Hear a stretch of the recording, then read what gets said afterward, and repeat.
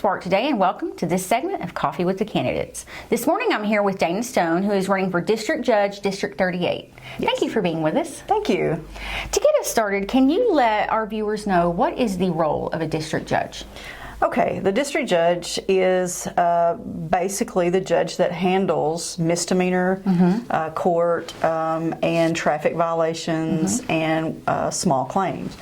The District 38 district judge is a full-time state job, and it's a little modified from what the district judge's position was used to be. Yeah. So it can actually, the judges, district judges can do some things that the circuit court judges do, which is maybe an uncontested issue, orders of protection, and things along those lines, but they typically do not. Primarily, it's going to be misdemeanors and traffic violations and small claims. Okay. Well, let's talk about you. Give me a little bit about your background. Well, basically, I was born in Texarkana, and when I was a day old, taken to Delight, Arkansas, which is in Pike County, and I grew up in Pike and Nevada counties. So my grandparents are from Nevada County in Prescott, and so I grew up between Pike and Nevada County. I went to high school in Murfreesboro, graduated there, and went to Ouachita Baptist University.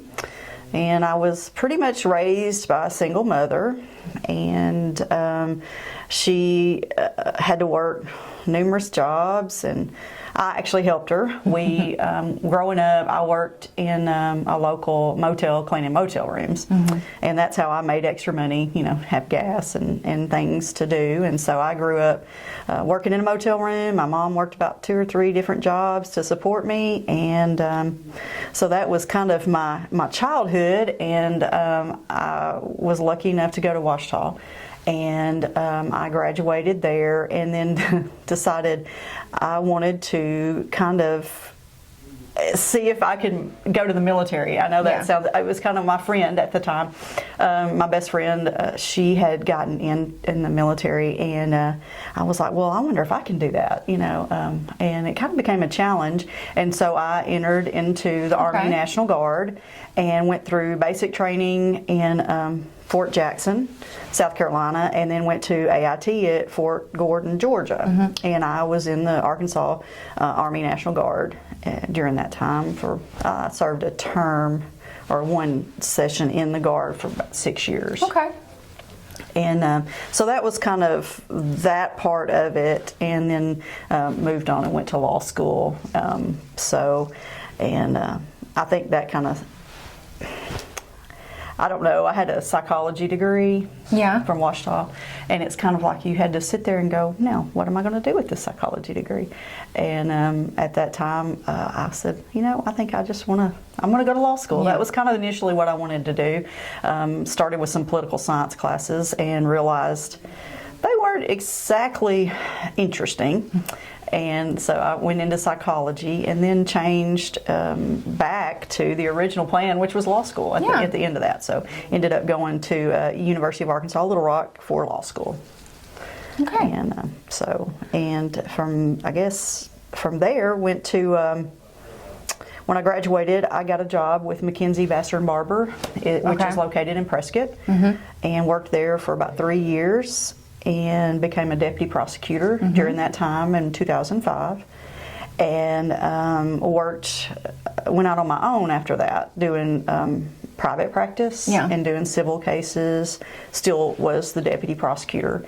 And then in 2008, at that time I was still residing in Pike County, and so I ran and became elected there as a district judge for Pike County.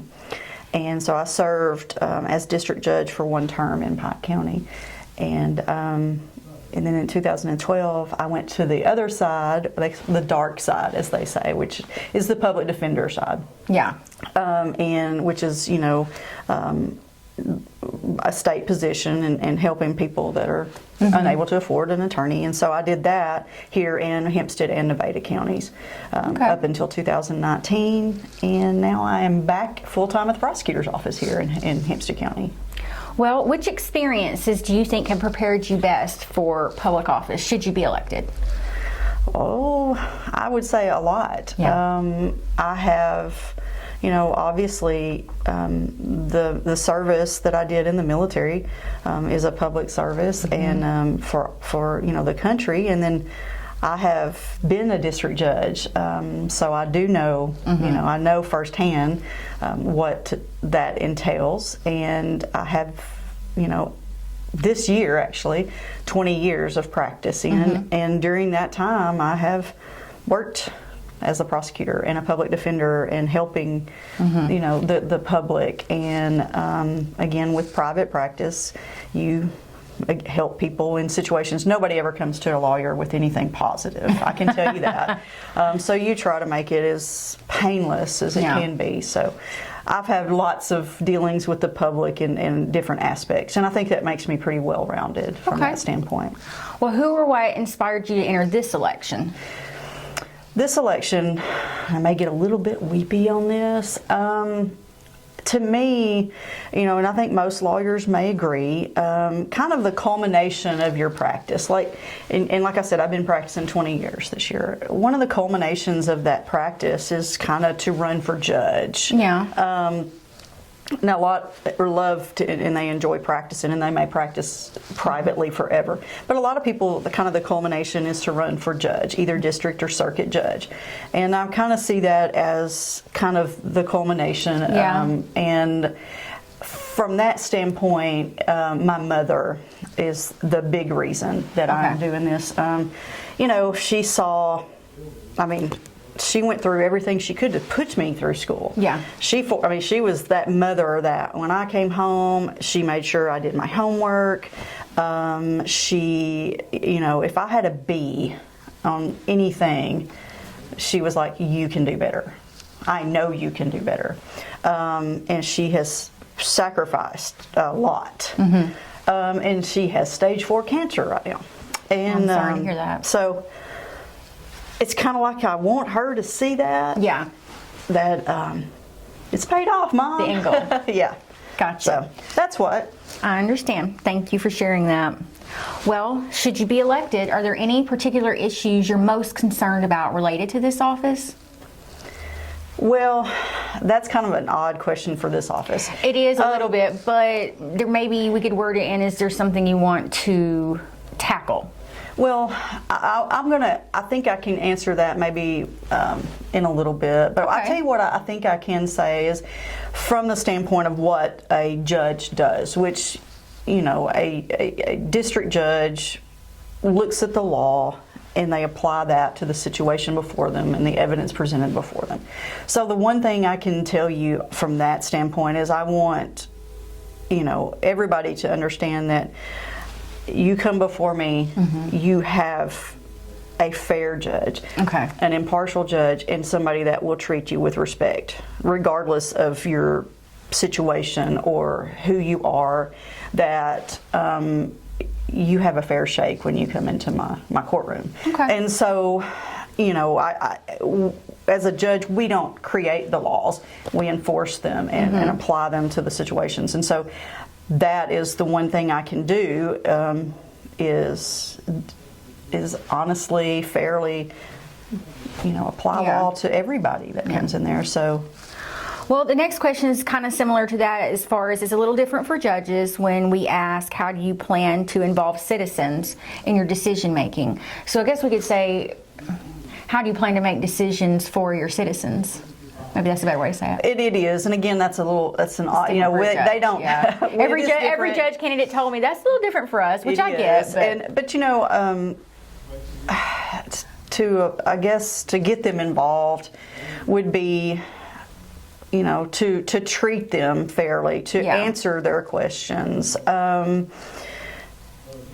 of the things I did when I was district judge before is, especially in the small claims, which is little civil disputes, typically. Anytime I would rule, especially against an individual, I would take the time to explain to that person why.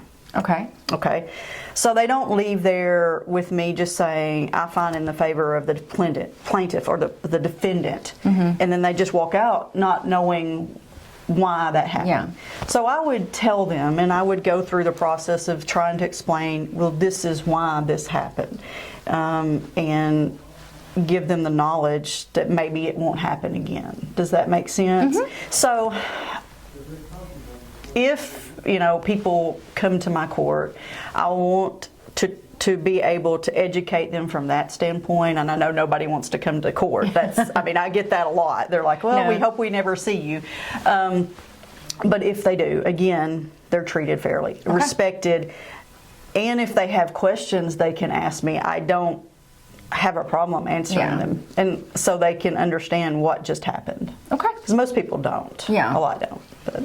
Well, that brings us to our last question. If you were to receive $1 million grant to use for your office, the district court, what would you do with it and why? Well, okay, so actually that's kind of an easy question for me to respond to, because there is something that I have been thinking about trying to check on to have done. Like I said, I have been a district judge before, and I've been working in the district court system, and I know from experience that there are a lot of people that have fines and owe a lot of money on those fines to the city and the county. Okay. And and when I say that, we're talking thousands of dollars, and it's hard, for them to come up with the money to pay that. Now, with that being said, I want it that they are held responsible. They've got to pay that off. That's not what I'm getting at here. But I would like to see if I could start a community service program. Okay. And so you would need like a full-time person to kind of oversee that. And so that money, I would love to see to fund like a community service officer that could oversee the people, and while they go out and help take care of county property or city property, or like I said, I would love to have, if there were elderly people in the community that needed to have their yards mowed or some trimming done, or even just moving things or anything that might benefit them, we could put them on a list and have this program, the people in it go work, do that, and get credit for their fine amounts at the same time as helping people in the community. So that is something I would like to see implemented, and that would definitely be something $1 million could do, and I would love to do something along those lines. Well, thank you so much, Dana. Those are all of our questions. Before we go, though, is there anything else you would like voters to know before they head to the polls? Well, I would just like to say that I would appreciate everybody's vote. Early voting starts February 20th. The election is March the 5th, and I would appreciate their vote. I do feel that I am the most qualified person that is running for this position, and I would serve both Nevada and Hempstead County with all my heart, and fair and impartial. So I would just ask for your vote. Thank you so much. All right, thank you. That's all we have time for today. Thank you for joining this segment of Coffee with the Candidates.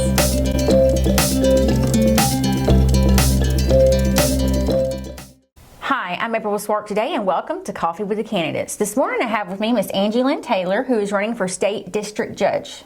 Did I say that correctly? You did. Well, thank you for joining us.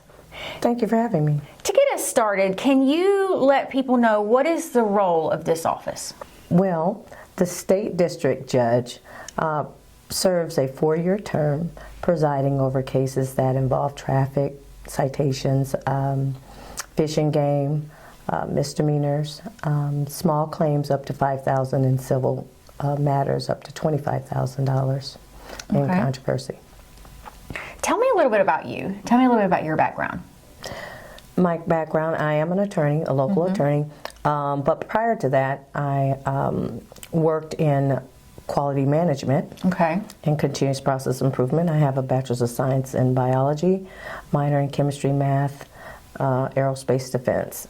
And so I went and worked for Fortune 500 companies and laboratories. I did a little bit of compliance prior to my legal career. I started my legal career in public service as a state hearing officer, where I presided over cases for all 75 counties. And then I went on to become a deputy prosecuting attorney here in the 8th North Judicial District, which is also the 38th District, both covering both Hempstead and Nevada counties. Okay. I am the proud mother of a criminal defense attorney, Vidal Miller, and I'm the legal guardian of my sister, Angi Taylor. I've been engaged in community service work over the years with the youth and just various members of our community and businesses as well. I think that kind of needs into the next question. I was going to ask, which of your experiences do you think have prepared you for this office? I think all of them have. Yeah. Because I have the state hearing officer position that I did, and that gave me the experience presiding over cases, and not only just in 1 or 2 counties, but for the whole entire state on an appellate level. And then prosecuting, and then in my private practice, I've also represented criminal defendants. Okay. And I was able to do that zealously because I was in private practice. So that gives me a well-rounded, I think, and balanced background. And then I have, I have my moral compass that knowing that I will be making decisions that impact people's lives. That's important to have, and I do believe I have the temperament to be patient and listen to the people that will come before me. Okay. Tell us who or what inspired you to enter this election? Well, who inspired me was the late John Walker. Approximately 6 months before he passed away, we talked, and he had told me, "I want you to run for judge." Yeah. And I was like, we'll see. What has inspired me is just the fact that I think that I have what it takes to be an effective judge. The fact that I'm actually inspired because of this opportunity. It doesn't come all the time. A lot of times people get elected to the position and they stay in there for a long time. And so as you can see, this particular position, there are 4 candidates running. That's a great thing. That's a beautiful thing. That's what democracy is all about. And to be able to give the people choices. And I'm also running for, I think that it's important for the justice system to represent the community that it serves. Okay. And so typically and traditionally it has been this position and all of the positions that all of our judges in this community have been typically white male. Gotcha. And so the diversity here, we have 3 women running, and we have a person of color, and we have another male. And I just think that's a great thing. And I believe that I do stand out, as far as diversity is concerned, and with my background. Okay.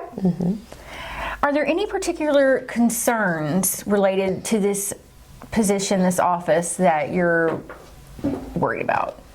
Worried about? Any particular issues? I think the public trust issue is one, and then I have a vision in and of itself. So public trust, I want to restore public trust, and then I want to, my vision is to open up the channel of communication between the judiciary and the public. If there are issues that, or opportunities to improve, how would we know that if you never tell us?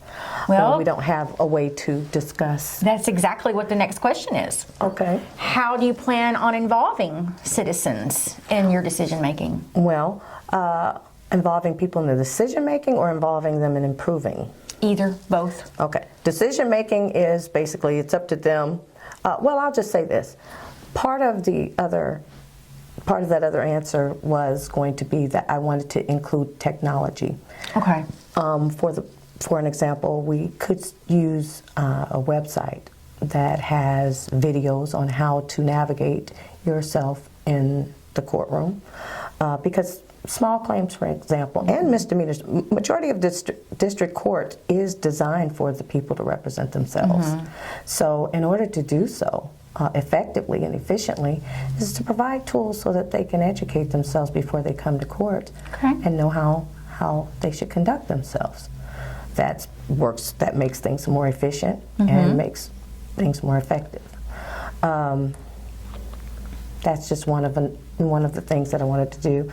I also want to look at pretrial and probation services. Okay. We are a full-time district, but yet and still we have no probation department. And so looking around the state, I've found that all of the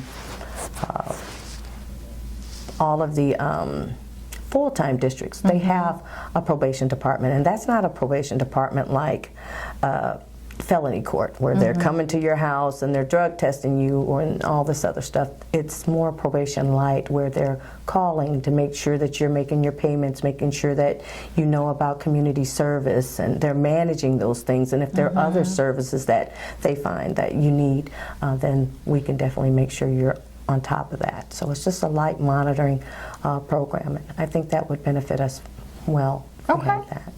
Okay. And did you have anything else on involving citizens? I mean, you kind of touched on that also. Yeah, well, that's pretty much what I can see right now. The technology and giving them the tools that they need to be successful, having a channel of communication back and forth between us.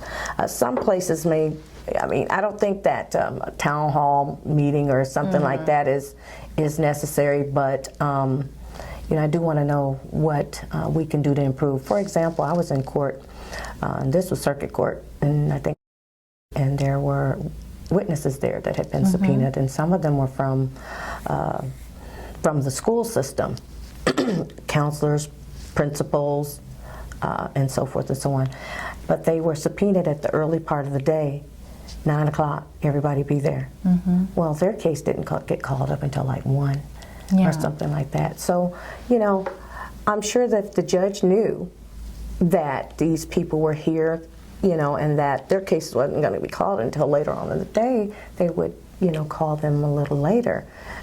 Just little things like that, but she had no way, or they had no way of really telling the judge or felt comfortable. Can I, I've got to get back to, or if there's things until you need me, I'll come back, or, things of that nature. So I just want to have, whatever it may be, whether it's to the people, from the people to the court system, or from the court system to the people, just a way of communicating. And I think a website and, would help us do that. Okay. All right. And that takes us to our last question. If you received $1 million grant to use in your district any way you wanted for your job, if you were elected to this position, and what would you use it for and why? I mean, you might have just answered that just now, but I'll ask. Well, some of it would be to upgrade our technology and see how we can integrate technology into what we do. And one other, I definitely would want to know what the people would want. So I possibly would ask, what do you need? I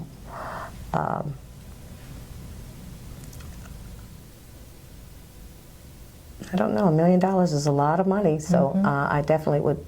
I'm glad you said that, assessment. because sometimes people, when I ask that question, go, "That's not that much money." Well, it's a lot of money. Yeah. We've already upgraded. Into a nice courthouse in Hempstead County. I'd like to see Nevada County have some upgrades as well. I would use that there, and like I said, to make sure that they have resources, even if that's a computer room Yeah. for the people that don't have computers but they want to work on their case or things of that nature. That would be Okay. some of the things I would do with that money. Well, before we go, is there anything else you'd like voters to know before they head to the polls? I would like voters to know that I believe I am the best candidate for Okay. the position. I want them to do their research and learn about the candidates Okay. before they make a decision, because this decision that they're making impacts us for the next 4 years. It impacts, our future.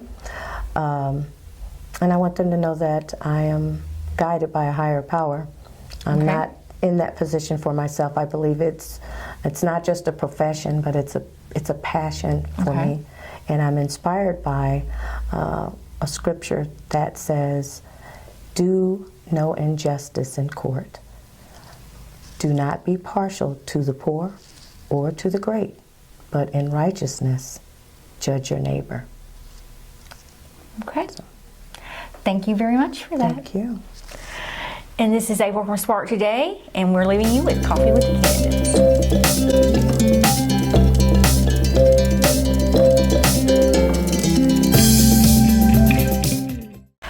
Hi, this is April from Spark Today, and welcome to this segment of Coffee with the Candidates. This morning I come to you with Ashely Moritz, and she is running for State District Judge for District 38. Thank you for being here. Thank you. To get us started, Ashely, can you tell us, define the role of the State District Judge? Sure.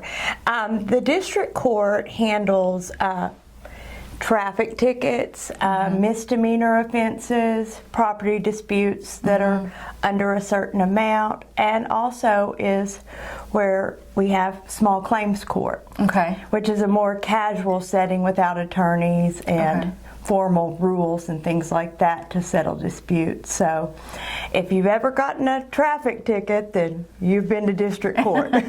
Okay. Well, let's tell everybody a little bit about your background. Tell them about you.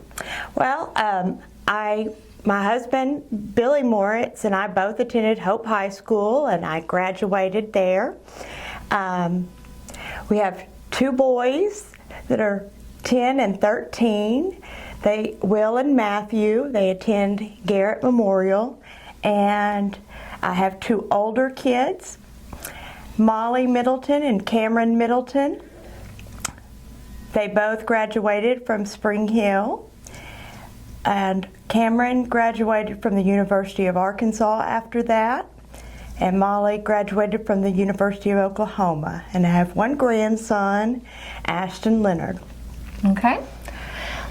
What experiences in your past do you think have prepared you for this office? I've been prosecuting district court in Waldo for quite a while now, Okay. and I've been practicing law for many years, handling all types of different cases that a small town practice gets, everything from divorces, wills, bankruptcies, property matters, and deeds. But for over a dozen years now, I've also been a parent counsel attorney. Okay. I represent the parents when DHS steps in and a dependency neglect case. Okay. So between those two areas, prosecuting district court and representing parents that are in need of services, I really found that the two areas interrelate. Sometimes in district court, we see cases where there have been family disputes or someone is had some misdemeanor charges, Okay. and it relates more to their need for counseling or Okay. mental health treatment or addiction treatment. Okay. And the one thing that I like about district court is the judge has the discretion to, rather than simply making them pay a fine, which is not going to help the underlying problem, they can help them get the resources and the services that they need to fix the true problem in their life. And as I've seen in dependency neglect cases, when someone is struggling with one of those problems, they may not have insurance, they may not know how to get insurance, they may not know what services we have available, and certainly don't know how to get enrolled in a treatment plan or something like that. And so one of the things that I would like to do as district judge is help to implement those services and help them to access those services in the cases where that would be helpful. Okay. Well, I think that kind of answers my next question a little bit, because I was going to ask you if there were particular issues you were concerned about, and I guess that would be one of them. Yes. Also, the district judge has a lot of discretion, and you want someone in that office that you can trust to handle those decisions wisely. Okay. All right. Who or what inspired you to enter this election? Well, last year, before my stepdad, Dr. Mike Finley, passed away, Tony Yoakum announced that he was going to be stepping down as district judge. And Mike was like, "This is it. This is your time, Ashely. This is you need to run. This is something you need to do." And he was really, really pushing for me to do this. And Okay. it's, while my skills in the courtroom I'm comfortable with, running a campaign is not in my comfort zone. How do you plan to involve citizens in your decision making? Well, in the example that I was giving before about the different services and that aren't just limited to drug and alcohol treatment, but also housing, employment, and other areas that people need help with, I would have a meeting each year, at least once a year, with the various service providers in our area to see what they can assist people with and how we can help direct people towards the services that they provide. Okay. And here's our fanciful question. If you were to receive $1 million grant to use for whatever you wanted for your district, what would you do with it and why? I would love to see a great youth recreational facility. Okay. When I was growing up in Hope, we still had the skating rink open and we had the bowling alley. There were places to have birthday parties and for kids to go hang out and gather. And I would love for our community to have something like that available. Before we leave today, thank you for being with us. Is there anything else you would like voters to know before they head to the polls? Well, voting starts on February 19th and the last day to vote is March 5th. And I certainly would appreciate your vote. Thank you so much for being with us Thank today. you. And that is this segment of Coffee with the Candidates. This is April from Spark Today, your neighborhood network, bringing you breaking news and sports coverage.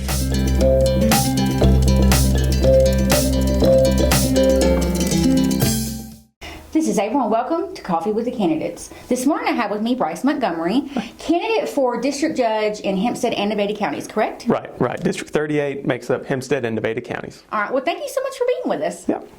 All right, to get us started, can you define for our viewer what is the role of the District Judge? A district judge is a little bit different maybe than the sort of judge we would think of on the TV. Okay. The district judge handles your small claims cases, which are typically less in value, maximum dollar value of $25,000, your traffic tickets, your city ordinance cases, kind of your lower crimes, no felonies, no juries, that sort of thing. It's more of an administrative role. So it's really more about doing things efficiently. It's about dealing with kind of smaller problems than the extravagant stuff we see on Law and Order. But ultimately, I mean, it's about treating people with respect and decency and getting them through and out, you know? Okay. Well, let's let everybody know a little bit about you. Tell me about your background. Yeah, my name is Bruce Montgomery. I'm from Hope. I went to Clinton Primary School, Burl Henry, Yerger, Hope. Went to the Arkansas Math and Science School my junior and senior year of high school. From there, I went to college at Fayetteville. Went to law school there as well. Passed the bar, and now I've been back here. As far as my background goes, my grandfather's Lynn Montgomery. He was a chicken farmer. My dad is Bill Montgomery. So I've been in Hope on farms most of my life. Yeah. Yeah. All right. What experiences do you think have prepared you for public office? I think it's about being a member of the community. I think, I don't think that a judge is someone that can just go and do it in any county that they pick. I think it's about knowing the community, knowing your citizens' values, and ultimately, when you go and you're on the bench, you represent your community. You are the state of Arkansas, you are the city of Hope or city of Prescott, in that you're judging these people based on the laws that your community has set forth. And so I think in order to be efficient at this job, I think you have to know what you're doing, and not to mix questions or anything, but I would say what really is the main experience that's helped me get ready for this role is my time doing labor, working on a farm, being around agriculture, being around, so often these people are overlooked. We don't think about them often until it's, you know, I guess time for tax season, be the time the government really pays attention to them. But really, I think it's about understanding people's values and what it's really like to, you know, drive a cattle truck, drive a hay truck. You know, how people interact with their government tells a lot about, you know, how they're going to behave, and if they think they're doing the right thing or the wrong thing, and, you know, how they interact. Yeah. Okay. Thank you for that. Who inspired you, or what, to enter this election? My grandfather, Lynn Montgomery. Lynn Montgomery was a member of the Hempstead County Quorum Court for 50 years. He started in his 20s, and he just retired about, I think, 5 years ago now. He's the hardest working man I've ever met. I've rarely seen him take an entire day off, at least. But I mean, he strives for it, and he showed me growing up what it really means to care about your government, care about your community, and being a member of that community as well. Too oftentimes, I think he showed me that in politics, it's not about being elected and then becoming a king. You know, it's about striving to maintain a relationship with people who you're serving, right? Yeah. I think the government should serve people, not people serve the government. Yeah. Okay. Are there any particular issues you're most concerned about with this office should you be elected? Yes. I think, first of all, I think it's important that this office is used to promote the equality of law and its application to people, citizens of Hempstead and Nevada counties. I think it's important that the law that applies to you is the same law that applies to me. I think this office lends itself to maybe to the perception of backroom favors, because there's not a lot written down, there's no jury involved. So I think it's important just to make sure and make it very apparent that, you know, law is being handled evenly and that there's no favors being done. More specifically, the Hempstead County District Court's office currently has fines on the book in the amount of $10 million, which to me is a pretty staggering amount. These are fines that result from traffic tickets, city ordinance violations. I mean, you know, this and that, all the way up to some misdemeanors. But to me, in a population of 20,000 people, to have $10 million on the books, it shows to me that maybe we aren't taking our payment plans, our collection plans seriously enough.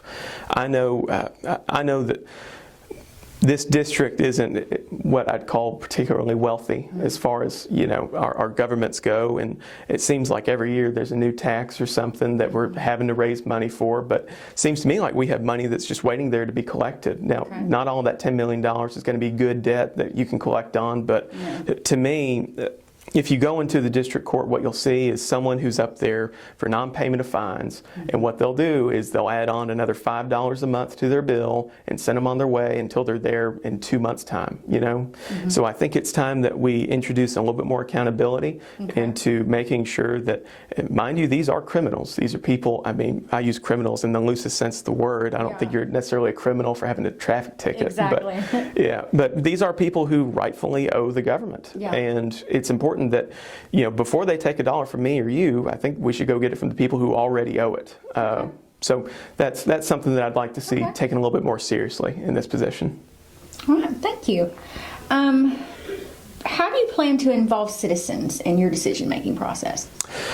I think, and granted, that's a bit of a tough question to answer when you're the judge and you don't have a jury, but I think mostly, as far as involving citizens, I think it's about treating people with respect. It's about open transparency in the office.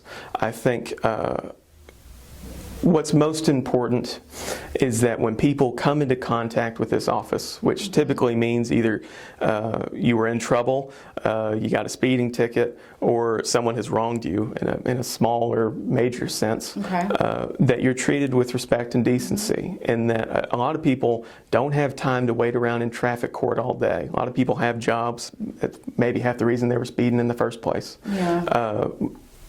I think when it takes you all day to go through a court, process, whether that be in the civil realm or the criminal realm, I mean, it has consequences. A lot of people don't have time to lose, especially if you're working an hourly job. If you lose a half day's worth of work, I mean, what bill are you going to miss that week? You know? So I think as far as getting citizens involved, I think it's about reaching out to them. I think it's about working your docket as much as you can, as quick as you can. And I think it's about showing people common courtesy and respect, and just keeping in mind that, it's the people's job, it's the people's power. They just lend it to you for 4 years, Well said. Well, that's all we have time for today. Is there anything else you would like viewers to know before they head to the polls? Yes, early voting is a period of time that happens from February 19th, although this year it's February 20th because of President's Day, February 20th through the election day on March 5th. So any day you can vote at the courthouse from February 20th to March 5th. On March 5th you can vote at your normal polling places. But if I had one piece of advice, it's vote early, vote often. Thank you much. Thanks so much. This is April, and this is your segment with Coffee with the Candidates.